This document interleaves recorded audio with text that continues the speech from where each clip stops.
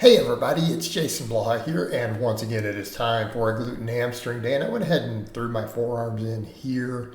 I might start doing that. I think this might be a good spot to throw the extra forearm work in. Might be on these posterior chain days since I'm already going to deadlift. Not a bad idea.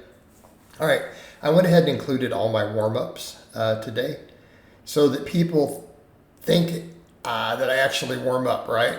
So it's kind of funny with that. I don't really warm up. That was my first warm up. So I don't even eat breakfast. I don't stretch. I don't do anything. I come in and pull 405. That's my warm up. Then did 495.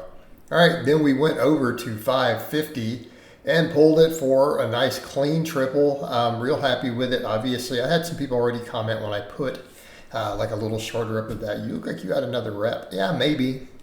Probably. It would have been ugly though, right? I know this looked really clean, like a third rep looked nice and clean, but I feel like another rep would have been grindy. I mean, I could have done it, but let's stop there, right? We're happy with that. 550 for a triple, we'll take it. All right, we'll take it. No point hurting my soul before Christmas, right? So afterwards, I decided I'm just going to pull. We're going to do just glute ham raises, reverse hypers.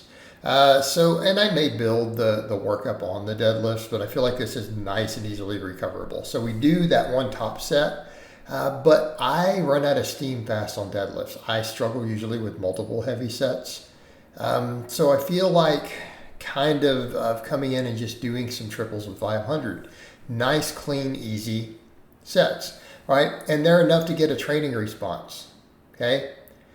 Because I don't think I've got more than about 5 reps. Right after pulling that heavier set, I could probably only do these for 5 if I were to take them to the limit. So we're a couple reps in reserve, and for me that gives me some nice clean work. It's almost like the speed pulls almost, right? So it's almost like the speed boxes I do after the top end box squat. Very, very similar idea. Okay, and again, it gives me a good training response. Good overall hypertrophy. I actually believe the deadlift is a great hypertrophy exercise. The only bit of evidence we ever have that studied it, been such a limited amount of research, did show that it was a great hypertrophy exercise, right? Amazing hypertrophy exercise. So, you know, people want to dog on it, but I think it's because they get too caught up in the lengthened position stuff. I think it's been overhyped. I'm not saying lengthened position exercises aren't phenomenal. I'm saying they're not the be-all end-all for hypertrophy. All right, so a little bit of loose skin showing here on these, and that's okay. I'm not worried about it. So went ahead and did my glute ham raises, 3 sets of 10 with a 10-pound plate. Again, nice hard work sets, very close to failure, but not to failure, right? This is what we want. So again, this gives me the other functions that I'm not getting out of the hip hinges or the hamstring. So again, all around good hamstring builder. I feel it carries over well for me. And again, everything good here. So supersetted between these, I went ahead and did my forearms, right? We did my forearms. The other thing, I've had people who are like, hey, are you bulking, cutting? No, I'm just recomping. So the scale went up, but then it dropped 4 pounds. Like it started climbing on me since I added carbs back in, right? It went all the way up to 218. I was sitting at 214, 215 on low carbs. That's where it had pushed up to. But this morning I woke back up at 214. So it's like, okay, it drifted up over the course of 2 weeks and then it just dropped. So that's the thing. I think this is a good sign I'm getting all the inflammation under control. So what I'm going to need to do, as I've said, I'm just going to keep recomposition. I'm going to lean out, try to bring the shoulders and arms up, right? I feel like that's what we need to do, and just lose body fat, get the waistline tighter. All right, this is not as good a lighting, so the sun is really up at this point, so that's not that normally really good lighting I have for those forearm poses, you know, and that's okay.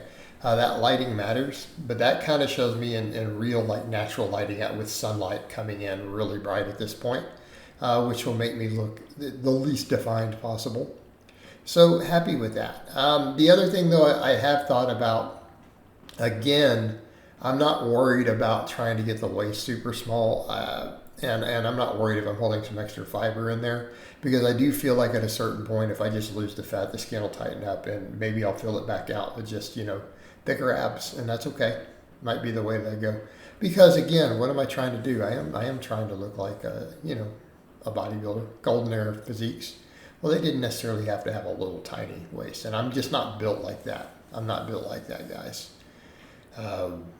This is not my structure. So that's the goal, though, right? And so again, shoulders have to get wider, arms need to get bigger, but the waist does need to get smaller. We need to continue to lose that body fat. Continue to lose that body fat. Of course, right now on the other carbs and other stuff, now that it's added back in, again, I don't look quite as lean as I did on the really low carbs. And again, as I've said before, everything will tighten up there, I think, over time. It was already, so all I'll really have to do at a certain point, get leaner, then drop the carbs back out. Everything will just pull in super tight. But it's not necessary for me to do that. I feel like the ultra high protein, the fasting works good here. Also, I'm finding with a little bit of carbs thrown back in my diet. And it's not huge amounts, guys. It's really not huge amounts. It's like maybe 200 grams roughly. I don't track it, but a cup of brown rice, right, a dry cup, maybe a big sweet potato every day. So whatever that happens to be, because I don't track all that. I just keep a loose track of protein and calories. But I had been eating just ultra low, nearly zero carbohydrate. So now I've added them back in, trimmed a lot of the fattier protein sources out to lean protein.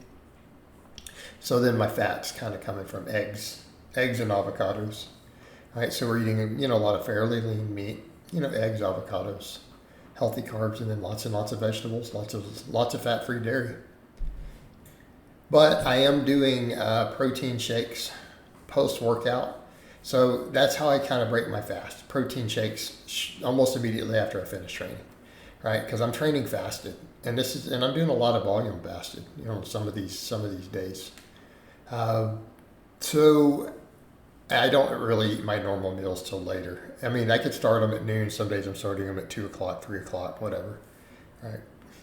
Yesterday I didn't even start till 3 o'clock, but I had a 100-gram protein shake post workout. So that kind of held me over for a few hours, like 4 hours. And I just left all my other stuff in the Instapot, my chicken and rice and sweet potato and all that and broccoli. Brown rice there. So today's going to kind of be the same. I've got sitting in my Instapot chicken, brown rice, broccoli, and I'll probably do some eggs. So I'll probably eat that coming up here whenever I get around to eating it, and I'll probably have some eggs and avocado, right? I'll have a few eggs and some avocado, but I've already had 100 grams of protein powder. I threw a few walnuts in it, a little bit of like the Utopia milk, which is like Fairlife. So we did all that. We did our 3x10. I did a set of 20, then 2 sets of 10 on the wrist curls. And then I did 5 sets of 20 on the reverse hypers with this 290.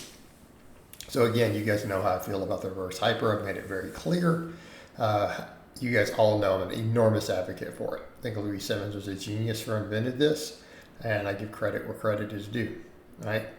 It was worth every penny of my investment, right? Every penny of it, and the floor space it takes up. So again, this ended up giving me 12 sets for posterior chain, because I'm going to count all those sets as work sets of the deadlift 4, right? So 12 total sets, which I think is pretty reasonable. 3 sets for my forearms, and we called it a day. It's one of my lower volume training days, but lower body is less complicated, right? It's still the same sort of volumes we see for chest and triceps and stuff. It's just that there's less muscles involved and you can't really separate them. So it's all just big movements. So it's really the same sort of volumes I'm doing for my pecs and my lats is what we're seeing for the glutes and hamstrings. So very, very similar amount of volumes, but arms and shoulders are going to get the highest amount. But I'm happy with today's workout. The deadlifting went really well. Can't complain, felt good, felt nice and strong. So I hope it's been informative, and I'll talk to you guys and gals next time.